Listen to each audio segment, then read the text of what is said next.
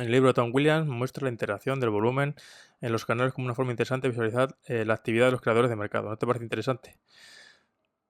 Pues a lo mejor habría incluso que dar una vuelta a lo que dice Tom Williams, porque depende. Creadores de mercado. Es que esa figura, como también la analogía que hacía Richard Wyckoff o sus estudiantes sobre el Composite Operator, haciendo, pues bueno, representando sobre un único ente, una única figura, ese creador de mercado o esa persona encargada de dirigir los movimientos, pues no es real, ¿vale? No es real. Pero bueno, es que no hace falta ser científico de datos y haber hecho 80 investigaciones para saber que en el mercado no hay una única persona, ente, agente, como quieras, participante, como quieras denominarlo, que tenga la capacidad total de mover el mercado a su antojo, ni siquiera un grupo de ellos, ¿vale?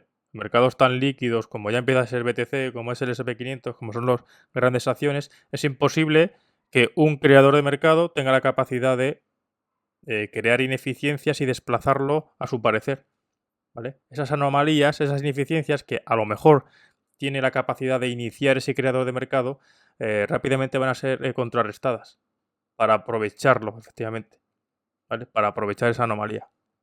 Entonces no tiene sentido. ¿Estoy criticando lo que diga? No, es simplemente es que cambian de época, ¿vale? No es lo mismo lo que enseñaba Wyckoff hace 80 años, cuando se crearon los mercados, que lo que tenemos hoy en día, ¿vale? El ecosistema, el entorno, el contexto, pues es totalmente distinto. Hay que adaptarse. Entonces, no me puedes explicar la película del mercado con un libro escrito hace 20 años. Pues está muy bien en términos más globales, más generales, un poco para ver la sintonía y para ver el contexto. Y sí, habrá cosas que sean de gran utilidad, pero la mayoría de cosas, o gran parte de esas cosas, no. ¿Vale? Y no es que sean inútiles, sino que están incompletas. Es un poco también lo que la referencia que hace la hipótesis de los mercados adaptativos, presentada por Andrew Lowe, de la que yo también hablo en el segundo libro, versus la hipótesis de los mercados eficientes. No es que la hipótesis de los mercados eficientes sea nula o esté mal planteada, sino que es incompleta dada en el contexto actual en el que nos encontramos, donde nueva información está fluyendo continuamente, donde un agente hace una acción y esa acción puede repercutir en el resto, ¿vale? Entonces, en ese contexto de continua interacción en el que las acciones de unos y otros en formato de bucle se retroalimentan y pueden cambiar las valoraciones y esos cambios de valoraciones lleva a acciones que cambian las valoraciones de otro, todo eso, todo ese compendio de acciones que tenemos, provocan la incertidumbre que tenemos hoy en día en los mercados. Y bajo mi punto de vista, ese cambio continuo de información, ese flujo constante, es lo que hace predominar esta teoría por encima de otras, la hipótesis de los mercados adaptativos, ¿vale?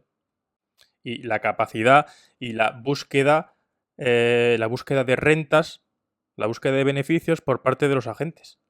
De ahí que se cubren esas anomalías, esas ineficiencias que se pueden generar en el muy corto plazo o en el corto plazo, al final se contrarrestan, ¿vale? Entonces, la hipótesis de los mercados eficientes no es que esté mal, pero es incompleta.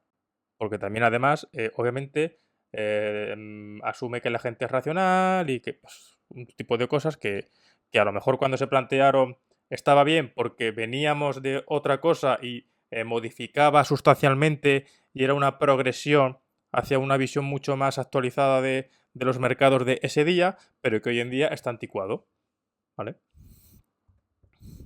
De ahí radica la importancia de seguir actualizando conocimientos y de seguir siempre en búsqueda y haciendo nuevas investigaciones, porque esto no para, ¿vale?